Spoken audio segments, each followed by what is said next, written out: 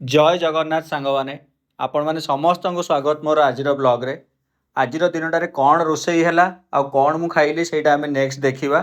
वर्षाटा सेमती ही चलती कंटिन्यूअस, वर्षा छाड़ू ही ना। तो घर फेरला बेले माछ मिलूला गोटे जगार। तो आज रेसिपी हूँ आंबुल सोरिष दिया माछ तरकारी। अल्प धला सोरिष, कला सोरिष, लंका आउ जीरा को बाटी देइथिली। ता भितर माछरे जो हलदी और लुण पकई गोलाइक रखाई भाजिया को आरंभ कर देइथिली। माछ भजा सरीगला परे मसला जमती नॉर्मल हुए सेमती मसला नॉर्मल तैयारी करिकी कड़ाई रे पकईकी भजा भजी कर देइथिली। तापरे माछ पकईकी आलू भी पकईथिली। माछ आलू पड़ीकी टिके भल भाबे हेई सारला परे सेते पानी दे देइथिली। तो सांग सांग सोरिष मसलाटा हो जाए। आ आंबुल भी थिला घरे, आंबुल भी पकईथिली मु। तो आज खाइबाटा पूरा ओडिया स्टाइल खाइबा। तो अभी आमर माछ बेसर तरकारी रेडी। खाइबार टेस्टा बहुत ही भल लगिला मते। पुराना कथा मन पड़ल जो बेसर तरकारी खाइबा हुए। पुणी देखा आम मानकर नेक्स्ट ब्लॉग रे। Till then bye bye.